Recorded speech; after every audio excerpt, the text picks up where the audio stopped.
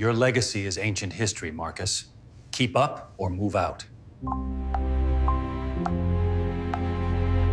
We hire leaders, Jamal, not cowards who stay silent. I still remember the exact moment my own son looked at me like I was trash. And it wasn't because of my skin. It was because I let someone else's hate live inside our house for 30 years. That look in his eyes, like I was some old fool who didn't belong in his shiny new world. Man, it cut deeper than any boss's glare or any slur whispered behind my back on the tarmac. Tonight, I'm sitting here in this quiet gate at O'Hare, way past midnight, the kind of hour where the airport feels like a ghost town. Planes are taking off every few minutes, their lights blinking against the dark sky, engines roaring like thunder that never quite hits you. I'm holding this old faded photo in my calloused hands, me and my boy Jamal when he was just 8. Both of us grinning wide at the zoo, his little arm around my neck like I was the strongest man alive. The paper's creased from years of folding and unfolding, edges soft like worn leather. I rub my thumb over it, feeling the weight of all those years pressed down on my chest. You ever have somebody you raised turn their back on you because of the color you wear every day? Yeah, me too. Stick around if you want to hear how that feels. How it sneaks up slow like fog rolling in off Lake Michigan, then hits you like a freight train. Hit that like if you've ever felt invisible in your own family. And drop in the comments, where are you watching me from tonight? Maybe you're in some cozy living room in Texas, or grinding through a late shift in California. Doesn't matter. We're all just folks trying to make sense of the mess we call life. Let me take you back. I was born in a 58 down in Georgia, in a little shotgun house on the edge of a cotton field that still smelled like sweat and hope gone sour. Jim Crow was breathing down our necks, but my mama had dreams bigger than that red dirt. She scraped together every penny from washing white folks' clothes, whispering to me at night, "Boy, you gonna fly higher than these chains can hold." When I was 16, we packed up in a beat-up Ford and drove north to Chicago. Windy City, they called it. Cold enough to freeze your bones, but full of factories and jobs that didn't ask what your granddaddy did for a living. I started at the airport in '76, fresh off the bus, 19 years old with calluses already from summer jobs. Baggage handler first, loading suitcases onto those carts under the belly of jumbo jets. The smell of jet fuel, thick in the air like cheap cologne. Engines whining overhead till your ears rang. It was back-breaking work. 8 hours bending and lifting in the snow or the blistering heat, but it paid steady. Paid for the little house on the south side. Paid for the wife I met at church, Evelyn, God rest her soul, with her laugh like summer rain and hands that could heal anything with a pot of greens. We had Jamal in '82, our one and only miracle after years of trying.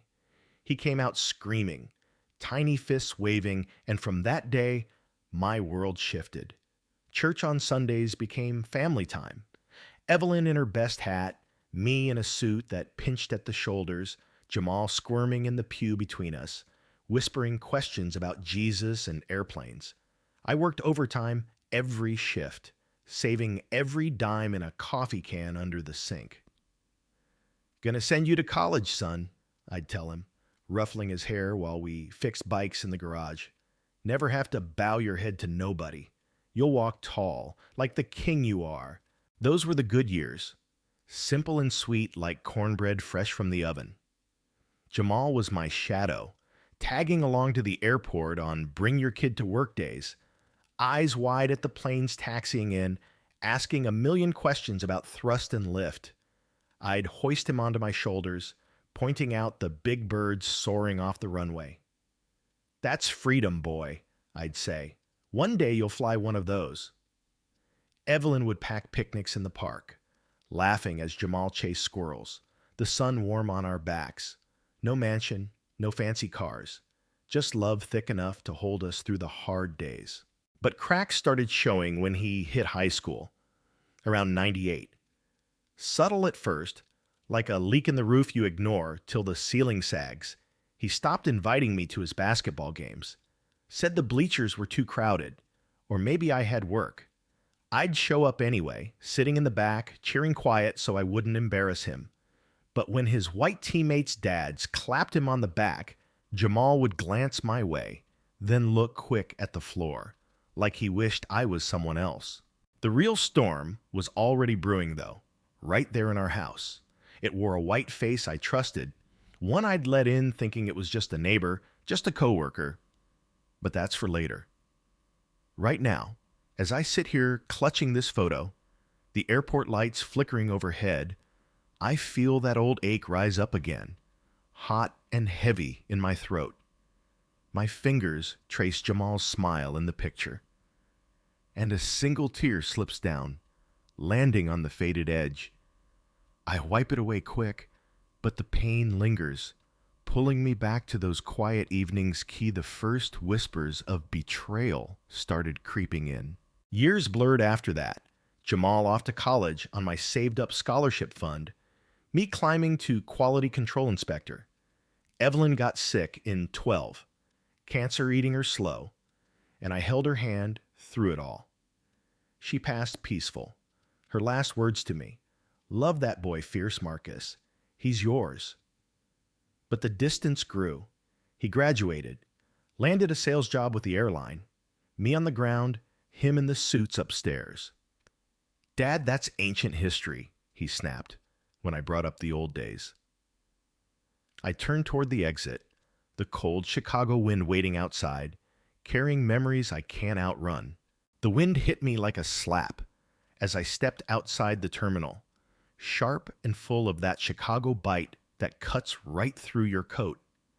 I pulled my collar up, shoved my hands deep in my pockets, and started the long walk to the employee lot, where my old truck waited under a flickering sodium light. Every step echoed the same question in my head. How long had I been carrying this weight without noticing? The photo in my wallet felt heavier than my keys. That's when Ray Callahan's face floated up clear as day, like he'd been waiting in the shadows of my memory all along. Ray came on the job in the early 90s, transferred from Atlanta with a thick drawl and a handshake that lingered too long. Big guy, broad shoulders, always wearing those aviator shades even indoors, like he was starring in his own movie. He'd slap you on the back hard enough to make you cough, then laugh like it was the funniest thing. "Good to meet you, Marcus," he said that first day. Fool that I was. At first it was just coworker stuff. We worked the same shifts sometimes, loading wide bodies at dawn. He'd talk about his kids, his boat on the lake. I'd nod, share a story about Evelyn's ribs, keep it light. But little by little, the cracks showed. He'd make these offhand remarks, nothing loud, but enough to make the air feel thinner. "Back home, we didn't need all these rules," he'd say while we strapped down pallets. "Folks knew their place, worked hard, no complaints." I'd stay quiet, focus on the ratchet straps, tell myself it wasn't worth the fight. Then the promotions started. I'd been on the ramp longer, knew every inch of those cargo holds, trained half the crew myself, but the supervisor spot opened up, Ray got it. "They like my attitude," he told me, winking like we were in on the same joke. "You're solid, Marcus, but sometimes you gotta play the game." I smiled tight, congratulated him, went back to hauling bags. Inside, something twisted, a slow burn I tried to ignore. Ray kept climbing. The new guys I trained, young, eager, mostly white, would get pulled aside by Ray for special assignments. I'd see them laughing together at the end of shift, Ray clapping them on the shoulder the same way he used to with me. One day, a kid named Tyler, barely 22, got bumped to lead loader over guys with 10 years in. I asked the boss about it. "Tyler's got potential," he said. "Ray vouched for him." I walked away, jaw locked, feeling the old Georgia dirt under my nails again. Home was supposed to be the safe place. Ray started showing up for those backyard cookouts, bringing a six-pack and stories that made everyone chuckle. Jamal was maybe 12 the first time he came. "Uncle Ray's funny," my boy said after, eyes bright. I forced a grin, flipped another burger. Ray would sit at our picnic table, legs stretched out, telling tales about the old days key men were men but nobody needed sensitivity training. Evelyn would laugh politely. I'd stare at the grill, watching the flames lick up. Jamal soaked it in like dry ground after rain, but then the little echoes started creeping into his talk. "Some people just play the race card, Dad," he said one evening. I froze, sponge dripping in my hand. "Where'd you hear that?" He shrugged. "Around. Uncle Ray says it sometimes. Makes sense, right? Not everything's about skin." I didn't answer right away. Just rinsed the plate slow, feeling the water turn cold. Years rolled on. Jamal graduated, landed that sales job upstairs in the shiny offices. I was proud, damn proud. But the calls got shorter. When he did come, he'd glance around the house like he was measuring it against something bigger. "Nice place, Pops," he'd say now, not Dad. Pops, like I was some friendly old-timer, he humored. When I'd mention a grievance we were filing, he'd change the subject. "That stuff's old news, Pops. Move on." Then came the company family day. I watched Ray pull Jamal aside near the coffee station, leaning in close, talking low. Jamal nodded, smiled, even laughed once. Key they parted. My boy walked straight over to me, face serious. "Pops, can we talk?" We stepped behind a stack of crates. Ray said something. Said you're holding the team back with old attitudes, complaining too much about stuff that doesn't matter anymore. "Jamal," I said quiet, "I fought so you wouldn't have to." He shrugged.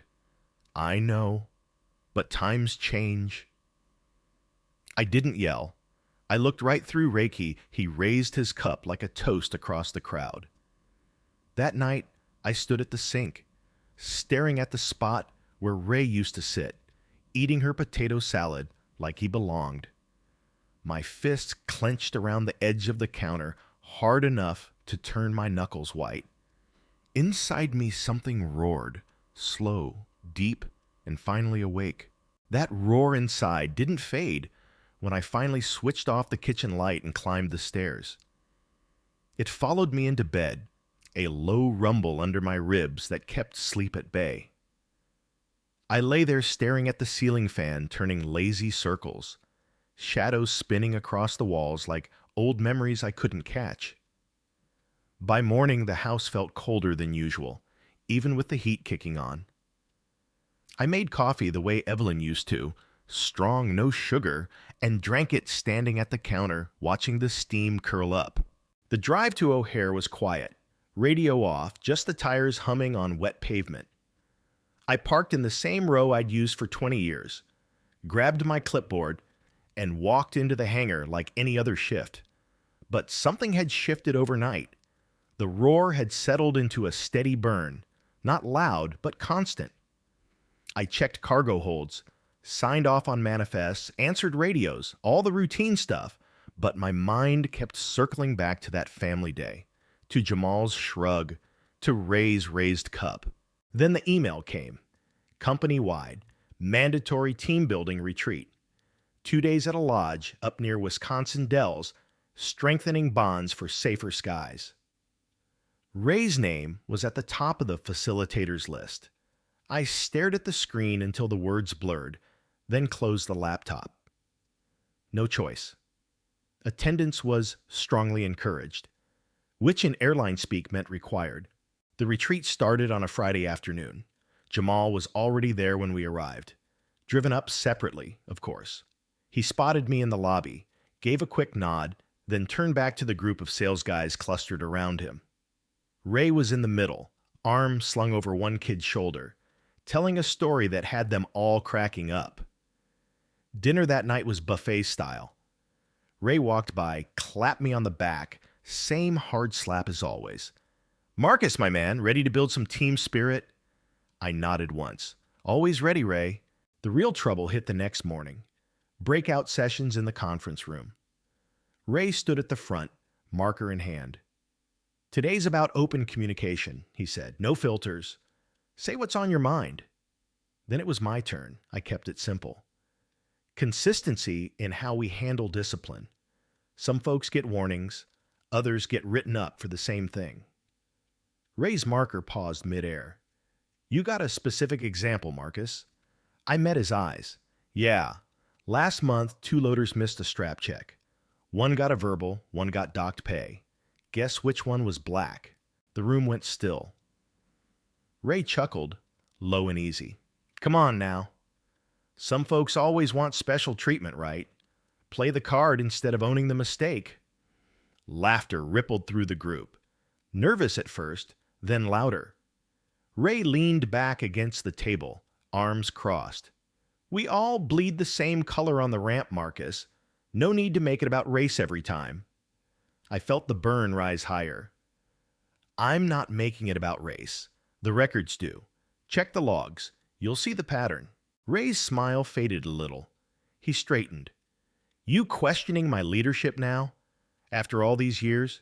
You think that title on your badge makes you better than the rest of us? Stay in your lane, man." 40 people in that room, and not one spoke up. I looked around, eyes down, phones out. Jamal was 3 chairs away, staring at his screen like it held the secrets of the universe. Not a word, not a glance my way. I stood up slow. That's all I had to say. I walked out, door clicking shut behind me. Home felt empty when I walked in. I dropped my bag in the hall, went straight to Jamal's old room. At the bottom of a desk drawer, folded tight, was a letter he'd written when he was 12. Crayon handwriting, careful letters. "Dad, you're my hero. You work so hard for us. I love you. Jamal." I sat on the floor and read it again. Tears came hot and fast. I cried like I hadn't since Evelyn's funeral.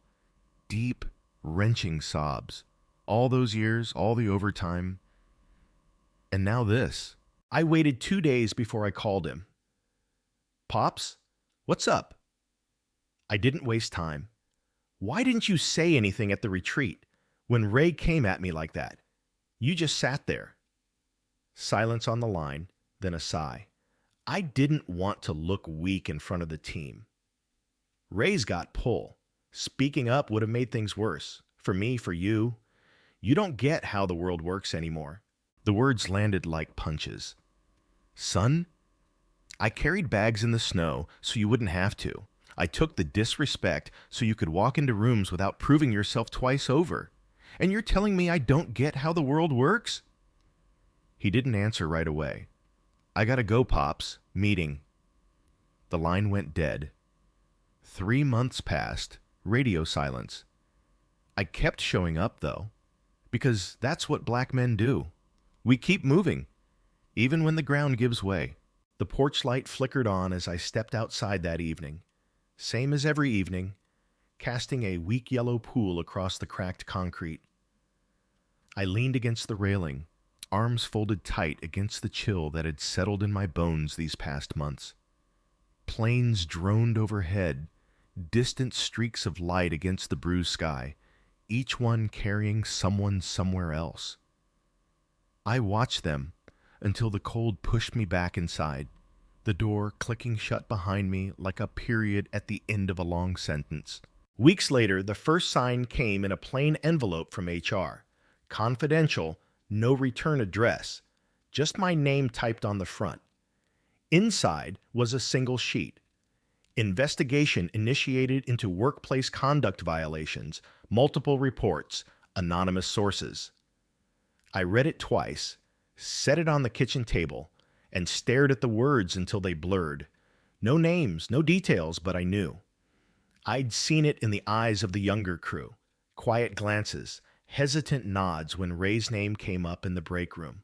The process moved quiet at first, then fast. Old emails surfaced, Ray's forwards with those jokes he thought were harmless. Witnesses stepped forward one after another. Tyler, who'd gotten the promotion, a mechanic who'd overheard the retreat comments, even a quiet dispatcher who'd kept records of uneven discipline. I didn't testify, didn't need to. The evidence spoke for itself. Ray was suspended within the month. Then, without fanfare, the announcement went out. Early retirement effective immediately, with a severance package that kept his name clean. No press release, no big goodbye, just gone. I heard he moved back south, sold the boat, started golfing full-time. I didn't celebrate, didn't feel the need. The burn inside had cooled to something else. Relief, maybe, or just the absence of weight.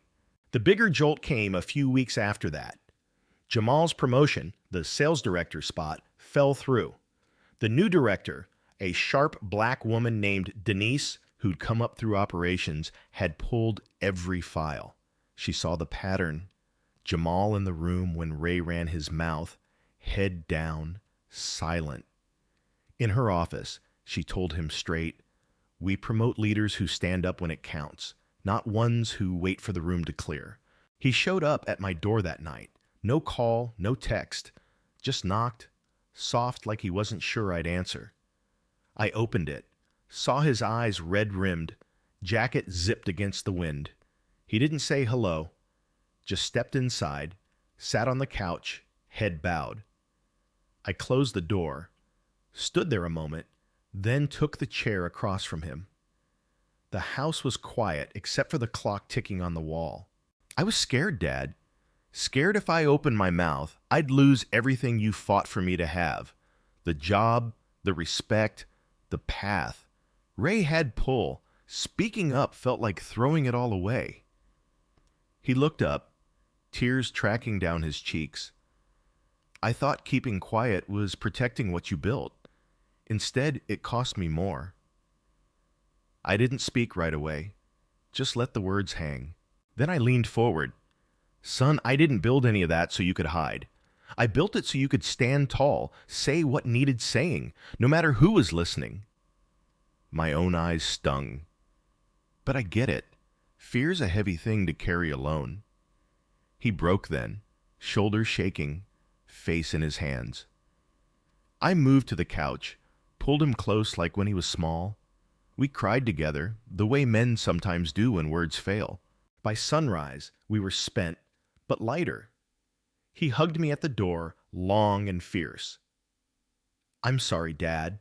I held on. "I know, we're okay." After that, things shifted slow but sure. He started bringing the grandkids over. 2 little boys who looked like him at that age. They'd run around the backyard, chasing the same squirrels Jamal used to chase. He'd sit on the porch with me, asking about the old stories, the Georgia move, the union fights. He listened, really listened. I lost my boy for a while, not because of my skin, but because I let hate rent space in our house too long. But sometimes, God gives you a second chance to teach your kids what dignity really looks like. If you're carrying pain like that tonight, hang on, it ain't over. Drop a comment. Tell me the hardest thing you ever had to forgive. And if this hits you, share it with somebody who needs to hear it. I'll be right here next time. A year passed, and the silence in my house was replaced by the chaotic, beautiful noise of my grandsons. Jamal didn't just come back into my life, he came back to himself. He left the firm where Ray's ghost still haunted the hallways, the place where he'd learned to keep his head down and his heart locked. He took a position at a new logistics giant, one that valued what he called real-world grit. One Friday he called me, his voice sounding more like the boy I remembered. "Pops, I'm giving a keynote at the regional gala. I need you there. Front row. No excuses." I wore the suit Jamal had bought me for my birthday, the one that cost more than my first 3 trucks combined. Walking into that ballroom at the Hyatt, the lights were blinding. The air was thick with the smell of expensive perfume, clinking champagne glasses, and the quiet hum of power. I saw hundreds of people who looked like the Jamal of a year ago, sharp, polished, and playing the corporate game. I felt out of place, my hands still rough and stained from 40 years of manual labor, tucked hidden in my pockets. I found my seat in the front row, right under the stage. When the lights dimmed and Jamal stepped into the spotlight, the room went quiet. He looked different. He wasn't wearing that mask anymore, that tight-lipped smile he used to wear around Ray. He looked like a man who finally knew exactly where he stood. He didn't start with talk about revenue streams or market shares. Instead, he reached into his pocket and pulled out an old tattered piece of paper. My breath hitched. I knew that paper. He unfolded it carefully and held it up to the microphone. For a long time, I thought success was about distance, Jamal told the crowd. I thought the further I got from the grease, the snow, and the manual labor of my father's generation, the more successful I was. I was taught that to lead, you had to forget where you came from. I was told that the past was just ancient history that held you back. He paused, his eyes finding mine in the front row. I almost lost my soul to that lie, he continued, his voice echoing through the massive hall. I sat in rooms where the man who built my future was disrespected, and I stayed silent because I was afraid of losing my seat at the table. But what I didn't realize was that the table itself was built on my father's back. Every brick of my education, every thread of this suit was paid for by the overtime shifts he pulled when the world was asleep. The room was so quiet, you could hear a pin drop. Jamal clicked a remote and a giant image appeared on the screen behind him. It wasn't a graph or a chart. It was the photo I'd carried in my wallet for decades. Me, 30 years younger, covered in airport grime, standing in a Chicago blizzard with a luggage rack. "This is Marcus Hayes," Jamal said, his voice thick with pride. "He didn't just carry bags. He carried the weight of a legacy. And he is the most successful man I know." The applause didn't just ripple, it roared. I sat there, tears blurring my vision, feeling the weight of 40 years of slights and whispers finally lifting off my shoulders. After the speech, during the dinner, people in suits worth thousands of dollars came up to me. They didn't look through me this time. They shook my rough, calloused hand with respect. One young man, a junior exec, whispered, "I wish my dad was here to hear that." Later that night, we stood on the balcony of the hotel, looking out over the Chicago skyline. The city lights twinkled like diamonds on black velvet. Jamal handed me a small, heavy box.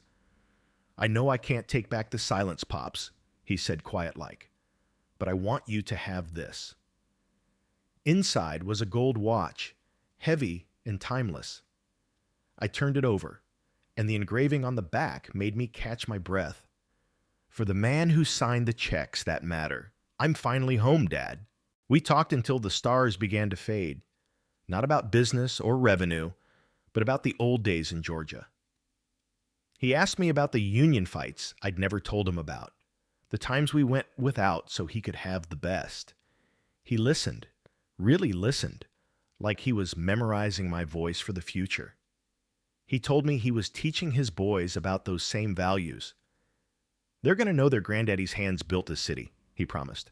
"I lost my boy for a while, not because of the world outside, but because we let a stranger's hate build a wall between us. But sometimes, life gives you a second chance to tear that wall down and build something stronger.